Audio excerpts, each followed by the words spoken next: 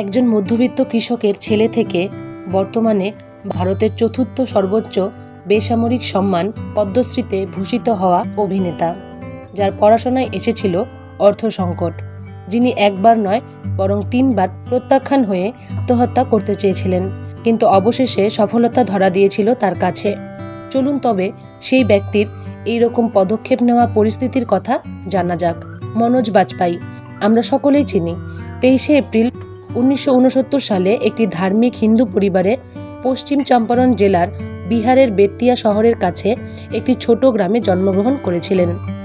তিনি একজন ভারতীয় অভিনেতা, যিনি প্রধানত হিন্দি সিনেমায় কাজ করেন এবং তেলুগু ও তামিল ভাষার চলচ্চিত্রও করেছেন। শৈশব থেকেই একজন অভিনেতা হওয়ার আশঙ্কা ছিল। তিনি 17 বছর বয়সে দিল্লিতে স্থানান্তরিত হন এবং ন্যাশনাল স্কুল অফ ড্রামার জন্য আবেদন করেন। 4 বার প্রত্যাখ্যাত হন। কলেজে পড়ার সময় তিনি থিয়েটার করতে থাকেন। তার বাবা ছিলেন একজন কৃষক এবং তার মা ছিলেন একজন গৃহিণী। একজন কৃষকের ছেলে হিসেবে বাজপেয়ী তাদের ছুটিতে কৃষিকাজ করতেন। শৈশব থেকেই তিনি একজন অভিনেতা হতে চেয়েছিলেন। তার বাবা তাদের লেখাপড়ার জন্য অর্থ সংগ্রহ করতে অসুবিধায়ও পড়েছিলেন। তিনি 4র্থ শ্রেণী পর্যন্ত একটি কুড়ে বিদ্যালয়ে অধ্যয়ন করেন এবং পরে খ্রিস্টরাজা হাই স্কুল বেতিয়ায় তার স্কুল পড়াশোনা করেন। তিনি বেতিয়ার মহারানী জানকী কুনওয়ার কলেজ থেকে দ্বাদশ শ্রেণী সম্পন্ন করেন। তিনি 17 বছর বয়সে দিল্লিতে চলে যান এবং সত্যবতীতে যান। তারপর দিল্লি বিশ্ববিদ্যালয়ের রামজাস কলেজে পড়াশোনা করেন।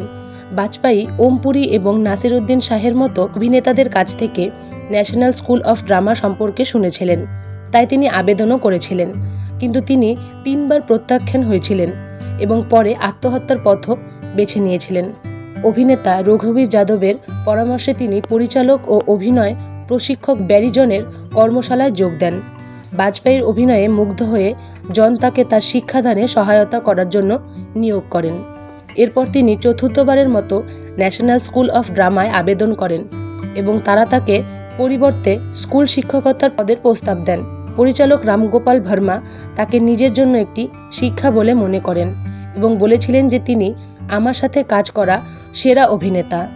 পরবর্তীতে 2019 সালে তিনি শিল্পে তার অবদানের জন্য ভারতের 4র্থ সর্বোচ্চ বেসামরিক সম্মান পদ্মশ্রীতে ভূষিত হন।